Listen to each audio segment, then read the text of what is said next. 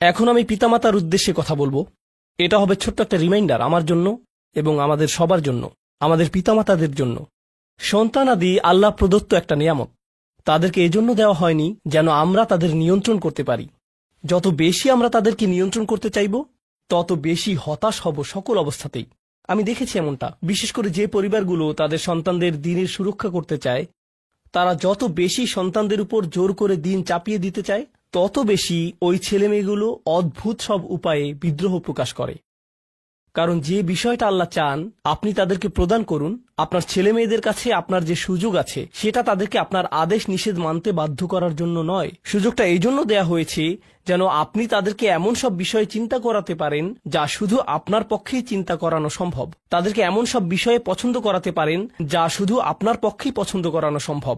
আপনার বাচ্চাটা বাস্কেটবল পছন্দ করে কারণ সে আপনাকে বাস্কেটবল খেলতে দেখেছে। সে প্লে স্টেশন পছন্দ করে কারণ সে তার বাবাকে প্লে স্টেশনে খেলতে দেখেছে। এভাবে আপনি বাচ্চাটার অন্তরে কোনো কিছুর জন্য ভালোবাসা তৈরি করে দিতে পারেন, কারণ আপনি যেরকম আপনার পক্ষে এটা করা সম্ভব। আর যখন বাচ্চাদেরকে বলতে থাকেন তোমার হোমওয়ার্ক করো, তোমার হোমওয়ার্ক করো, আপনার সন্তানের বয়স যখন 40 হবে সে তখন বলবে না আমি হোমওয়ার্ক ভালোবাসি, কিন্তু 40 বছর বয়সেও সে বলবে আমি বাস্কেটবল ভালোবাসি, আমার বাবা সবসময় বাস্কেটবল খেলতেন। আপনি যা ভালোবাসেন তা ট্রান্সফার হয়ে তার কাছে চলে যায়, আর যা করতে বলেন তা প্রত্যাখ্যাত হয়ে যায়। এমনটি আপনার ক্ষেত্রেও ঘটেছিল। আপনার ছেলে মেয়েদের কথা ভুলে যান, আপনার নিজের বাস্তবতা ওইটাই। আপনার বাবার কিছু কিছু জিনিস যে আপনি এখনো পছন্দ করেন তা ভালোবাসার মাধ্যমে আপনার নিকট ট্রান্সফার হয়েছিল, আর আপনার বাবার ওই ব্যাপারগুলো আপনি অপছন্দ করতেন যা তিনি জোর করে আপনাকে গেলাতে চেয়েছিলেন। এখানে উপবিষ্ট প্রত্যেকের বাস্তবতা এটাই, শুধু সেগুলোই গ্রহণ করেছি যেগুলো ভালোবাসার মাধ্যমে হস্তান্তরিত হয়েছিল। ঠিক এই ইশারাটাই আমাদের পিতামাতাদেরকে দেয়া হয়েছে সূরাতুল ইসরার এই আয়াতে, রব্বির হামহুমা কামা রব্বায়ানি সগীরা। রব্বায়ানি মানে যখন তারবিয়া ব্যবহার করা হয় একটি চারাগাছ বড় করার জন্য, আপনাকে চারাগাছটির যত্ন নিতে হবে, এর সযত্নে প্রতিপালন করতে হবে। গাছটির প্রতি চিৎকার চেঁচামেচি করলে তো হবে না, তাড়াতাড়ি বড় হও, তাড়াতাড়ি লম্বা হও। আপনার একে সময় প্রদান করতে হবে। অনেক সময় পোকামাকড় এসে এর পাতাগুলো খেয়ে ফেলতে চাইবে, আপনাকে তখন পোকামাকড় সরিয়ে দিতে হবে। কখনো কখনো একটু কঠোর আচরণ করতে হবে, শুধু অতটুকুই যেন পোকামাকড়গুলো দূর হয়ে যায়। এরপর আবারও এতে পানি দিতে হবে। আমাদের বাচ্চাদের সাথে আমাদের উদাহরণটা ঠিক এমনই। ঠিক এ কারণেই আমরা আমাদের মাতা পিতার জন্য এই দোয়াটা করি। আমি দোয়া করছি আল্লাহ যেন আমাদের সন্তানদেরকে হিদায়াত দান করেন, যা শুধু তার পক্ষেই দেয়া সম্ভব। দোয়া করছি আল্লাহ তাদের অন্তরে ইস্তিকামা প্রদান করুন, যেন তারা তাদের জীবনে সঠিক সিদ্ধান্ত নিতে পারে। আরও দোয়া করছি আল্লাহ তাদেরকে ইব্রাহিম আলাইহিস সালামের দোয়ার মতো করুন, যা তিনি আমাদের সবার জন্য করেছিলেন, রব্বি জাআলনি মুকিমাস সলাতি ওয়া মিন যুররিয়াতি। হে আমার রব, আমাকে সালাত কায়েমকারী বানান এবং আমার বংশধরদের মধ্য থেকেও। আল্লাহ তাআলা এখানে উপস্থিত পিতামাতাদেরকে, আমাকে সহ সবাইকে এমন দৃষ্টান্তে পরিণত করুন যে আল্লাহকে ভালোবাসে এবং যে নামাজকে ভালোবাসে, যেন আমাদের ছেলেমেয়েরা নামাজের প্রেমে পড়ে যায় আমরা যেভাবে নামাজকে ভালোবাসি তা দেখে। বারাকাল্লাহু লি ওয়া লাকুম ফিল কুরআনিল হাকিম ওয়া নাফা'নি ওয়া ইয়্যাকুম বিল আয়াতি ওয়াজ যিকরিল হাকিম। মুসা আলাইহিস সালামকে 10টি আদেশ দেওয়া হয়েছিল, তাই না? আপনারা হয়তো এটা জানেন না যে ইহুদিদের ইতিহাসে এই 10টি আদেশের বিভিন্ন সংস্করণ ছিল। এগুলো একাধিকবার এদিক সেদিক হয়েছিল, মানে তাদের ইতিহাসে এই একই 10 আদেশের অন্তত 3টি ভিন্ন ভিন্ন সংস্করণ ছিল। সূরা ইসরার এই 23 থেকে 40 আয়াতগুলো হলো মুসাকে দেয়া সেই 10 আদেশের একটা পুনর্গঠন, বলতে পারেন 10 আদেশের কুরআনী সংস্করণ। আমি সামনের কথাগুলো থিসিস পেপার থেকে পড়ব। এই যে 10 আদেশ, এগুলো নিয়ে বলেছেন ফাইলোজ। তিনি একজন ধর্মতাত্ত্বিক, দার্শনিক, ইহুদি দার্শনিক। মুসার এই 10টি আদেশকে প্রাকৃতিক আর প্রজ্ঞাপূর্ণ হিসেবে তিনি দেখিয়েছেন। এই বিষয় নিয়ে বইও আছে তার। মানে তারা বলতে চাচ্ছে যে বাইবেলের এই 10টি আদেশ হলো প্রজ্ঞা, এগুলো হিকমা। আল্লাহ এই অংশগুলোর ব্যাপারে একই কথা বলেছেন। তিনি বলছেন যে আপনার রব আপনাকে কি দান করেছেন? হিকমত দান করেছেন। এগুলো তার অন্তর্ভুক্ত। অর্থাৎ ইহুদিরা এটা বলে আসছে, এখন কোরআনও এটা বলছে যে দেখো তোমাদের কাছে এতদিন যা ছিল সেটা হলো একটি সংস্করণ, এরপর সেটাকে কাটছাট করলে, আবার সম্পাদনা করলে, কিন্তু আসলে আর বেশি সম্পাদনা করার দরকার ছিল না। আমি তোমাদের সেই হিকমতের সর্বশেষ সংস্করণ দিচ্ছি এখন, মানে যেন এটা অনেকগুলো বিবর্তনের মধ্য দিয়ে গেছে। আপনারা জানেন যেভাবে সফটওয়্যার আপডেট হয়, এটা হচ্ছে ফাইনাল আপডেট। এটাই হলো কোরআন। এভাবে কোরআন নিজেকে কিন্তু নতুন ধর্ম হিসেবে ইহুদিদের কাছে উপস্থাপন করছে না, বরং বলছে তোমাদের কাছে এতদিন যাই ছিল সেটারই ফাইনাল আপডেট এসে গেছে। এভাবে নিজেকে উপস্থাপন করছে। বিষয়টা মজার না? আবার দেখুন, এটাকে বাইবেলের হিকমতের সাথে দেখানো হচ্ছে। সাবাতের সাথে হিকমত আসছে। মানে 10 আদেশের একটি ছিল যে তাদেরকে সাবাত মানতে হবে। কেউ জানেন সাবাত কি? শনিবার। সাবাত মানে শনিবার, ঠিক আছে? পুরো বিশ্বের বেশিরভাগ ইহুদি, অর্থোডক্স ইহুদি সমাজ হাজার বছর যাবৎ সাবাত পালন করে আসছে। এর মানে হলো এই দিনে অর্থাৎ শনিবারে তারা কোনো কাজ, ব্যবসা বাণিজ্য কিছুই করে না। এখন প্রশ্ন আসতে পারে কেন তারা এসব করে না? তাদের উত্তর আছে, যদিও আমরা সেটার সাথে একমত নই। তাদের সাহিত্যে যা আছে তার মধ্যে একটি উত্তর হলো ঈশ্বর আসমান আর জমিন 6 দিনে সৃষ্টি করেছেন আর 7ম দিনে তিনি বিশ্রাম নিলেন।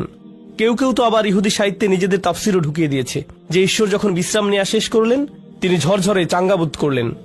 এসব কথা তারা যোগ করে দিয়েছে। আর কোরআন কি বলে? এর উত্তরে কোরআন বলে ওয়ালাম ইয়া বিখলকিহিন্না, আল্লাহ বলেন তিনি আসমান জমিন সৃষ্টি করেছেন, এসব সৃষ্টি করে তিনি মোটেও ক্লান্ত হননি, কখনোই ক্লান্ত হননি তিনি। মানে আল্লাহ তাদের এই বিশ্বাসের উত্তর দিচ্ছেন। কোরআন কি করছে এখানে তাহলে? কোরআন বলছে না যে তোমরা ভুল, কোরআন শুধু তাদের শুধরে দিচ্ছে, স্বাভাবিকভাবেই ঠিক করে দিচ্ছে। তাদের ভুল উক্তি যেটা আছে সেটা নিয়ে সঠিকভাবে বলে দিচ্ছে, সঠিক কথাটি বলছে। এরপর অন্য বিষয়ে চলে যাচ্ছে, বিতর্কের মাঝে পড়ে থাকেনি। কোরআনের সবচেয়ে বড় বৈশিষ্ট্যগুলোর একটি এটি। এরপর তারা সাবাত কেন এত জরুরি সেটা নিয়ে আরো নতুন কিছু ধারণা তৈরি করলো। তারা কি বলছে দেখুন, আসমান জমিন সৃষ্টি করতে 6 দিন লেগেছে, তাই না? তো এই 6 দিন যখন শেষ হলো তার মানে হলো সৃষ্টিকর্ম শেষ। এখন আমাদের কোরআনে তো আছে যে আমরা যেন আল্লাহর সৃষ্টি নিয়ে চিন্তা ভাবনা করি, তাই না? এই যে পাহাড়, আকাশ, পাখি, পৃথিবী, উট ইত্যাদি।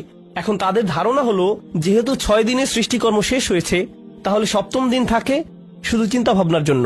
তাই সবার উচিত আল্লাহ তিনি কি কি করেছেন তা নিয়ে গভীরভাবে ধ্যান করা, চিন্তা ভাবনা করা। এটা তাদাব্বুরের দিন, ভাবনার দিন।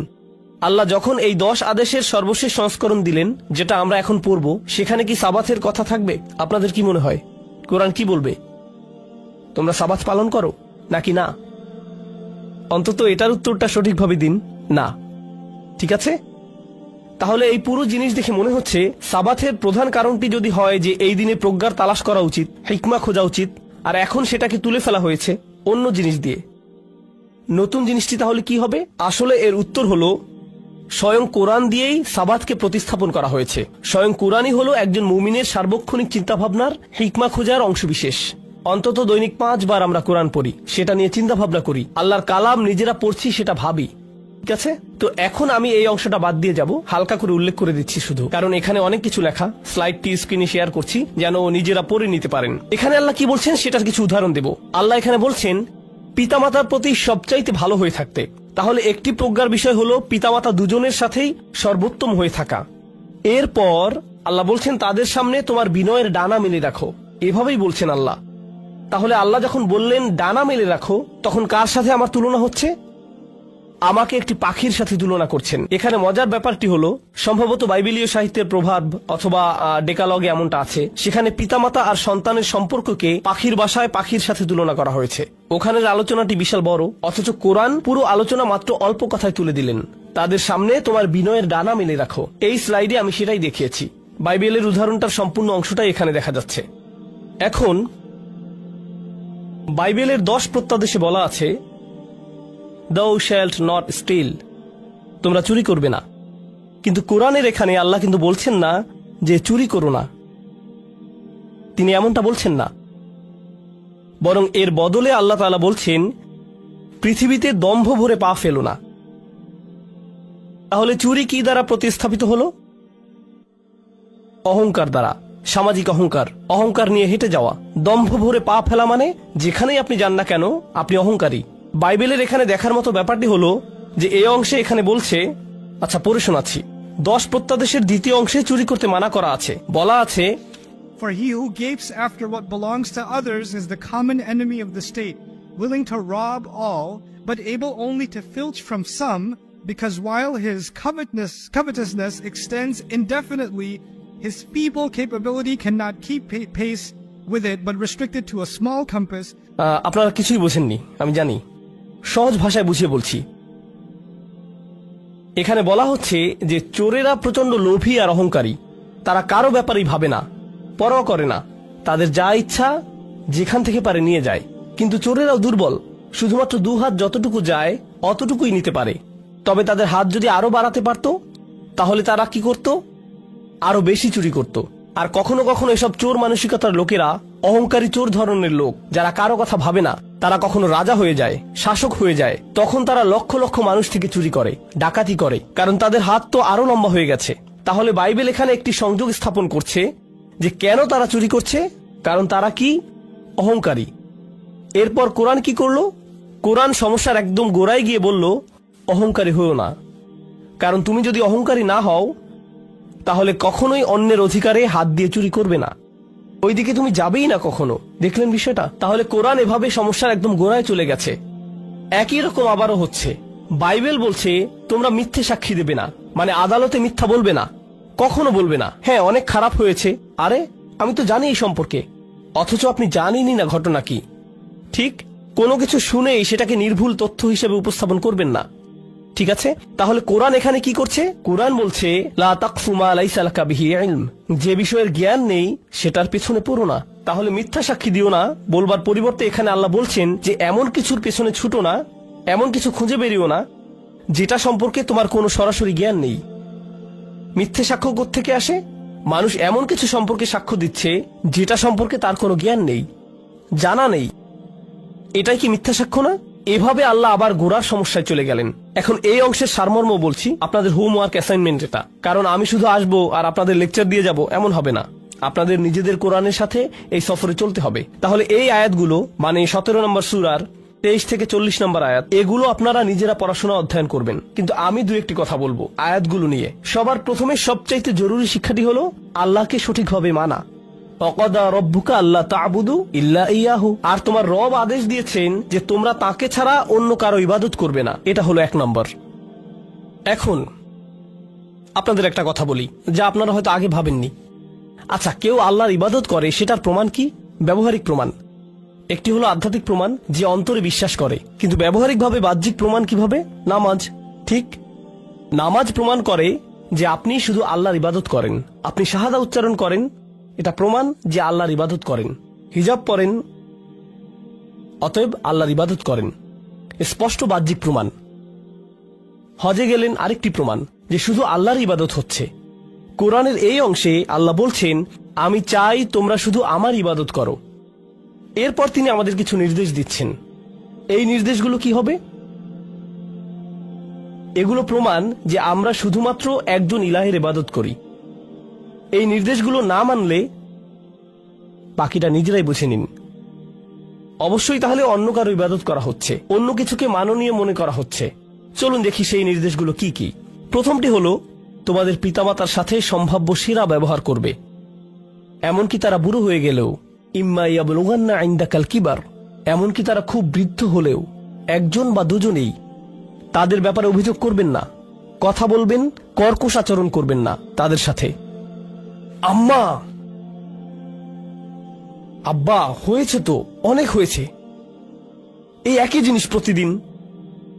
আপনাদের অনেকেরই বাবারা, তাই না, সেই একই 4-5টা গল্প সব দাওয়াতে বলে বেড়ান। যেখানেই যান একই গল্প বলতে থাকেন, একই জিনিস। আমি জানি তো, প্রত্যেকবার সেই একইভাবে শুরু হয়। সবাই হয়তো বসে আছেন, স্বাভাবিক কথাবার্তা চলছে, হঠাৎ বাবা বললেন আমাদের গ্রামে একবার হয়েছিল কি, আর এদিকে আপনি উফ, এই যে শুরু। আর আপনার মা, অবস্থা বেগতিক দেখে আপনি মোবাইল ফোনে ব্যস্ত হয়ে যান। আমরা বুঝতে পারি আমাদের বাবা মাও এমন করেন, বিরক্ত করেন। বারবার এমন কেন করেন ওনারা? আব্বা এমন কেন করে, আম্মা কেন এমন করে? আর বাবা মারা যখন বুড়ো হয়ে যান তখন আরো বেশি করেন। এখানে না, ম্যানচেস্টারে সবাই ভালো, ব্র্যাডফোর্ডের গুলোই শুধু এমন।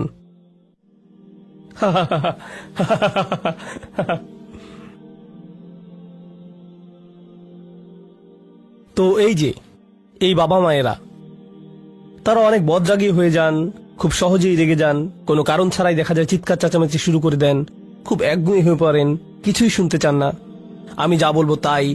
সন্তানের ভিতর অপরাধ বোধ তৈরি করতে সিদ্ধহস্ত হয়ে পড়েন। এমন বয়সে, একটা বয়সে বাবা মায়েদের অবস্থা আসলে এমন হয়ে যায়।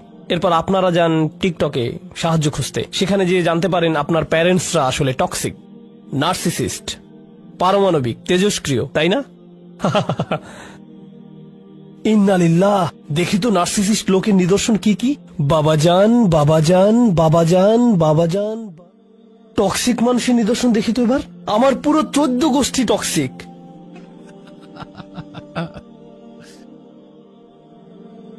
এরপর দেখবেন হয়তো টিকটকের কোন এক লোকমান বলছে, এসব টক্সিক মানুষ থেকে দূরে সরে যান, এসব টক্সিক মানুষ থেকে দূরত্ব মেনটেন করুন। আপনি এসব শুনে একদম প্রস্তুত? আমি রেডি। এরপর আপনি বাসায় এসে মাকে বলছেন, আম্মা শুনুন, আমি দূরত্ব মেনটেন করছি। আচ্ছা দূরত্ব, এদিকে আয়, তোকে দূরত্ব বোঝাচ্ছি আমি।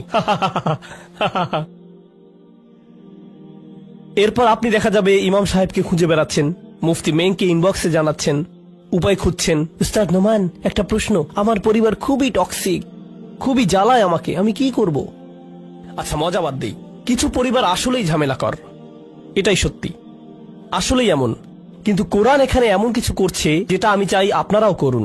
আজকের সবচেয়ে গুরুত্বপূর্ণ একটি শিক্ষা হলো এটি, খুবই গুরুত্বপূর্ণ, আর যা কিছু শিখবো এর মধ্যেই মিলে যাবে। একটা বিষয় জেনে রাখুন, পরে আবার বলবো এটা। আমি চাই বিধান আর প্রজ্ঞার মাঝের পার্থক্য আপনারা বুঝে নেন। আবার বলছি, কি বলুন তো? বিধান আর প্রজ্ঞা। আচ্ছা, বিধানের একদম সহজ উদাহরণ দিচ্ছি। প্রতিদিন 5 ওয়াক্ত নামাজ কি? বিধান। সামর্থ্য থাকলে হজ কি? বিধান। রোজা রাখা সুস্থ থাকলে কি? বিধান। এগুলো সবই বিধান, এসব বিধান। ড্রাইভিং করার সময় লাল বাতি দেখে থামা, এটা কি? প্রজ্ঞা নয়, এটা বিধান। এসব বিধান। যখন লেখা দেখবেন এয়ারপোর্টে ঢুকবেন না, যখন লেখা থাকে সংরক্ষিত এলাকা, তখন সেটা মেনে ভেতরে না ঢোকা কি? বিধান মানা। বিধান কিন্তু একেবারে স্পষ্ট, সাদা কালোর মতো, হয় বিধান ভাঙবেন নয়তো মানবেন, একদম সাদা কালো, অঙ্কের মতো। ঠিক প্রমাণ করতে পারবেন যে বিধান ভেঙেছেন, এটাও প্রমাণ করতে পারবেন যে বিধান মেনেছেন। এখন চলুন এগুলোর কিছু দেখি। তোমার পিতামাতার সাথে সবচাইতে ভালো ব্যবহার করো, কুরআন এটাই বলছে। এটা কি বিচার করতে পারবেন পুঙ্খানুপুঙ্খভাবে? আপনার পিতামাতার সাথে সবচাইতে ভালো হয়ে থাকা কি অন্য কারো তার পিতামাতার সাথে সবচাইতে ভালো হয়ে থাকার চাইতে ভিন্ন হতে পারে না? পারে না অন্যরকম হতে? হতে পারে, তাই না? আপনার উপর নামাজ 5 ওয়াক্ত ফরজ, ওদের উপরও 5 ওয়াক্ত, বিধান একই, কিন্তু বাবা মায়ের সাথে সর্বোত্তম হয়ে থাকা সবার ক্ষেত্রে একরকম না। আমার এক বন্ধু ছিল, তার মা এতটাই ঝামেলা করতেন, তিনি মানসিকভাবে তাকে এতই যন্ত্রণা দিতেন যে তার রীতিমতো মৃগী রোগীদের মতো খিঁচুনি উঠে যেত। বুঝতে পারছেন? ডাক্তাররা তাকে বলেই দিয়েছিল তার মায়ের থেকে দূরে থাকতে। সে আমাকে জিজ্ঞেস করলে বলেছিলাম, তোমার পক্ষে সর্বোত্তম হলো তোমার মায়ের থেকে দূরে থাকা, কারণ তিনি তোমাকে অত্যাচার করা শুরু করলে তিনি শুধু তোমার ক্ষতি করছেন না, বরং ফেরেশতারা লিখে রাখছে সব কার বিরুদ্ধে? তার। দূরে থেকে বরং তুমি তাকে তার থেকেই রক্ষা করছো, তার জন্য এটাই সর্বোত্তম করা। অন্য এক ঘটনায় একজন মা অসুস্থ হয়ে পড়লেন, একদম পক্ষাঘাতগ্রস্ত, কিছুই করতে পারেন না। ছেলেরা যেয়ে তাকে সাহায্য করে, মেয়েরা যেয়ে তাকে সাহায্য করে, যখনই পারে করে, কিন্তু তাদের তো চাকরি আছে, তাদেরও সন্তান আছে, অন্যান্য দায়িত্বও আছে, তাই তারা যতটুকু সময় বের করতে পারে করে। কিন্তু তাদের মা বলেন, এটা যথেষ্ট না, আমার তোমাদেরকে সারাক্ষণ লাগবে। তার মেয়ে বলল, মা এটা সম্ভব না, কারণ আমি সারাক্ষণ এখানে থাকলে ভাড়া দিতে পারবো না, বাচ্চাদেরকে খাওয়াতে পারবো না, আপনার দেখভালের খরচও দিতে পারবো না, আপনাকে দেখে রাখতে পারবো না, এটাই আমার পক্ষে সর্বোচ্চ সম্ভব। তিনি কি করছেন জানেন? আয়াতের কথা মতো চলছেন। আরেকজন মানুষ, তার অনেক সময় আছে, সাথে অনেক টাকাও আছে, প্রচুর রসদ আছে, সে হয়তো তাহলে তার পরিবারকে 10 গুণ বেশি দিতে পারবে। তখন কি হবে? আপনার কারো কারো বাবা মা হয়তো নিজের দেশে আছে, কারো বাবা মা আছে বাংলাদেশে, কারো আছে পাকিস্তানে, কারো ইন্ডিয়াতে, কারো আছে আফগানিস্তানে। Wania darin yine. Darim? Wania aslan? Okay. Jotor aslan. Okay. Afghani language একটু প্র্যাকটিস করছি, আছে, ঠিক আছে না? তো যাই হোক, ব্যাপার হলো আপনার বাবা মা দেশে আছেন, আপনার কয়েকটা ভাই বোন আছে, এক ভাই দেশে তার বাবা মায়ের সাথেই থাকে, সে দেশেই থাকে, আর অন্য ভাই হয়তো পিএইচডি করছে, অক্সফোর্ডে পড়ছে, আরেক বোন বিয়ে করেছে, অস্ট্রেলিয়াতে থাকে, একজন এদিকে গেছে, আরেকজন ওদিকে চলে গেছে, আরেকজন আরেক দেশে, ঠিক আছে?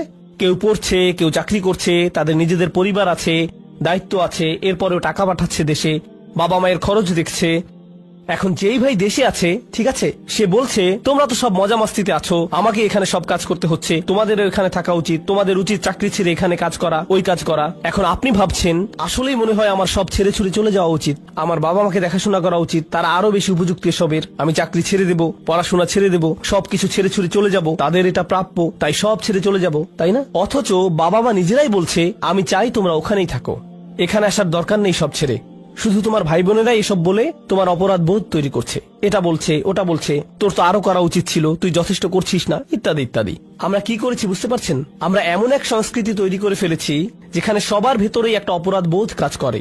সারাক্ষণ আমি ভাবছি মনে হয় ভুল করছি। জানেন কোরআন কি বলে? একটা উদাহরণ দেই। ওয়া আয়াতুল্লাহুম আন্না হামালনা যুররিয়াতাহুম ফিল ফুলকিল মাশহুন। তাদের এক আয়াত এই যে আমি তাদের বংশধরদের নৌযানে আরোহণ করিয়েছিলাম। সূরা ইয়াসিন, ইয়াসিন শরীফ। পাকিস্তানিরা ইয়াসিন শরীফ। আল্লাহর একটি নিদর্শন হলো যে তিনি মানুষকে তাদের সন্তানদের কিসে আরোহণ করতে দিয়েছিলেন? জাহাজে। সে সময় জাহাজে আপনার সন্তানকে রাখা মানে কি? সে কি সামনের সপ্তাহে ফিরে আসবে? না, হয়তো 5-10 বছর পর ফিরে আসবে, কিন্তু তাকে তার বাবা মাকে ছেড়ে যাওয়ার জন্য কেউ অপরাধী বানাচ্ছে না, কেউই না। এটা কোরআনেই আছে, আল্লাহর একটি নিদর্শন, আল্লাহর একটি নিয়ামত। এটি আল্লাহ বলছেন যে এটা আমারই এক আয়াত যে তারা তাদের সন্তানদেরকে জাহাজে তুলে দিয়েছিল। জানেন এখন কি হচ্ছে? আমরা বাবা মায়ের সাথে প্রত্যেক মুহূর্ত কাটানোকে একদম যেন বিধান বানিয়ে ফেলেছি। এটা বিধান নয়, এটা কি? প্রজ্ঞা। আর প্রজ্ঞা কিন্তু বিধানের চাইতে ভিন্ন বিষয়, কারণ প্রজ্ঞা পরিস্থিতির উপর নির্ভরশীল। আপনার পরিস্থিতি ভিন্ন, তাই আপনার সর্বোচ্চ করাটাও ভিন্ন। আরেকজনের প্রেক্ষাপট আবার অন্যরকম, তার সর্বোচ্চ প্রচেষ্টাও অন্যরকম। বুঝতে পারছেন? আপনি যদি এখন বলেন যে আমি শুধু আমার বাবা মায়ের সাথেই থাকতে চাই, এখন তাদের চিকিৎসার খরচ দিচ্ছি আমি, কিন্তু চাকরি ছেড়ে আমি আমার মায়ের পা মালিশ করতে চাই, আপনি যত ইচ্ছে মালিশ করুন, কিন্তু ডাক্তার কিন্তু আর আসবে না, কারণ তাকে দেবার মতো টাকা তো আর নেই আপনার কাছে। এখন মনে সুখে পা মালিশ করুন, যান। না না, ইসলাম তো এটাই চায় না। আপনার মৌলিক জ্ঞান বুদ্ধিই নেই। বুঝতে পারলেন? তাহলে আয়াতটিতে প্রথমে আল্লাহ বলছেন আল্লাহর ইবাদত করো, এরপর বাবা মার প্রতি সর্বোচ্চ করো, তারপর বলছেন ওয়া আতিযাল কুরবা হাক্কাহু, আত্মীয় স্বজনকে তাদের প্রাপ্য দাও। আপনারা কেউ কেউ ভাবছেন আমি তো জানি তাদের প্রাপ্য কি, আমি ওটাই করব আজকে, এটা নিয়েই ভাবছিলাম অনেকদিন।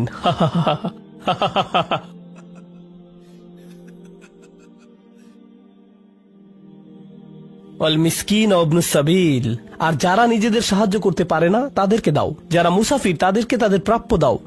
অর্থাৎ মানুষকে সাহায্য করা থেকে মাহরুম রাখবেন না।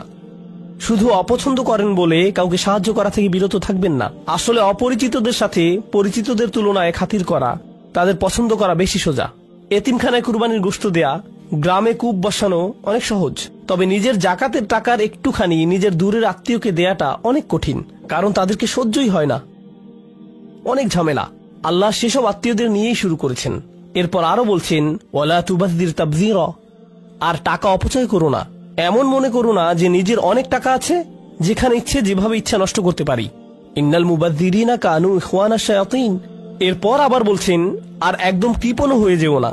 অর্থাৎ আপনি দোকানে গেলেন, এখন বাচ্চারা বলল যে ব্রেড লাগবে, কিন্তু আপনি বলছেন এত ব্রেডের দরকার নেই, এত ব্রেডের দরকার নেই, একটা ব্রেড নাও, সেটাকে 4 ভাগ করে খাও, সেটাই যথেষ্ট, তোমাদেরকে ওজন কমাতে হবে। তাহলে এটা একটা বাড়াবাড়ি।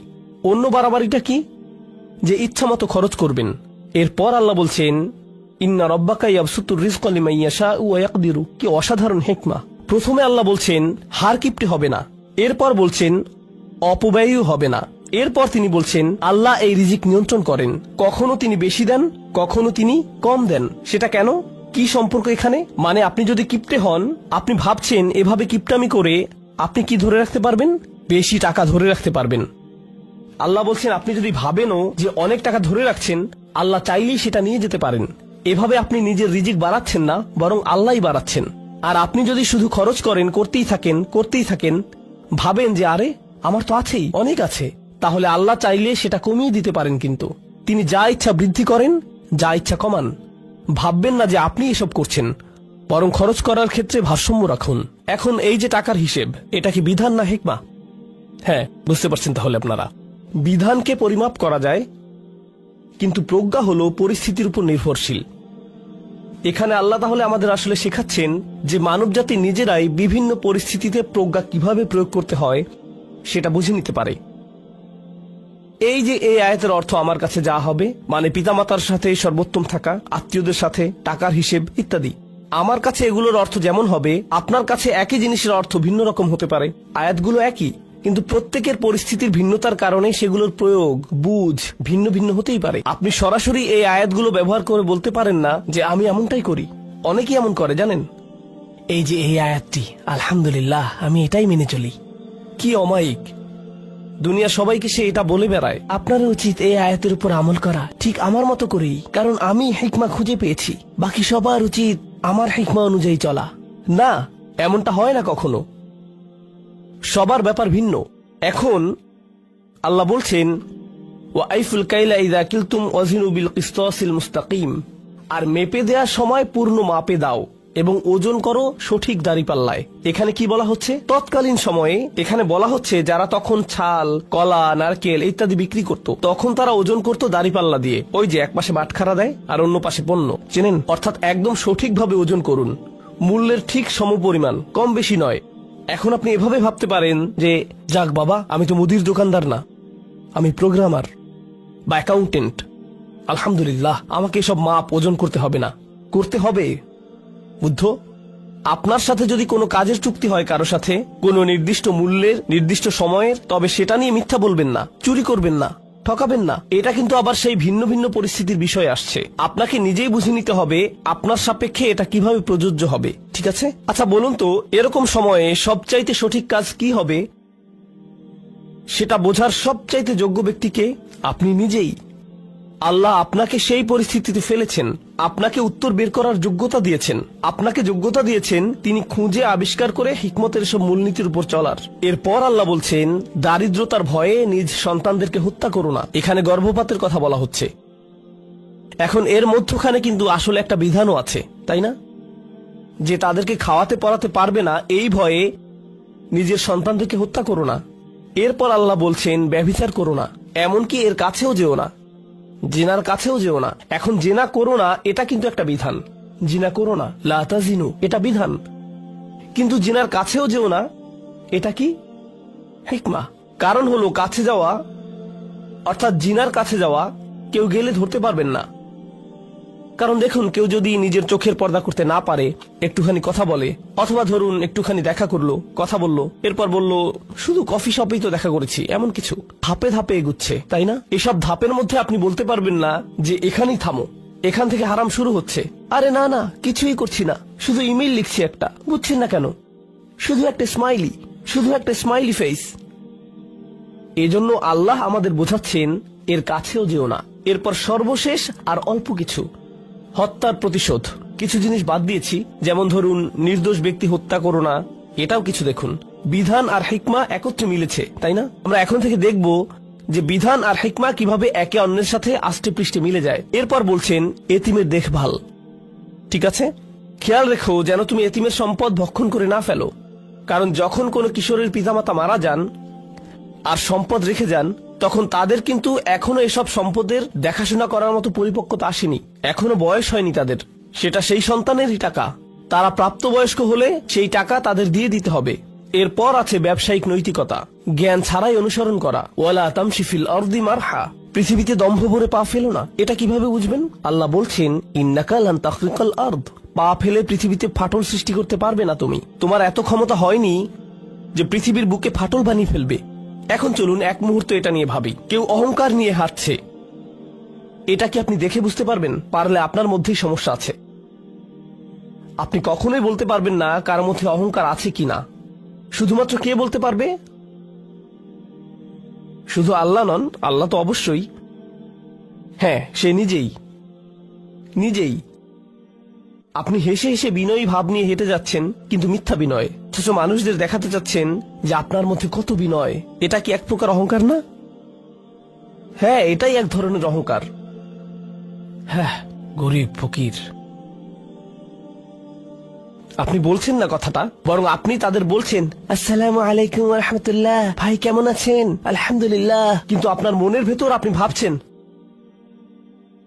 নোয়াখাইল্লা। এসবই আপনার মাথার ভেতর ঘুরছে।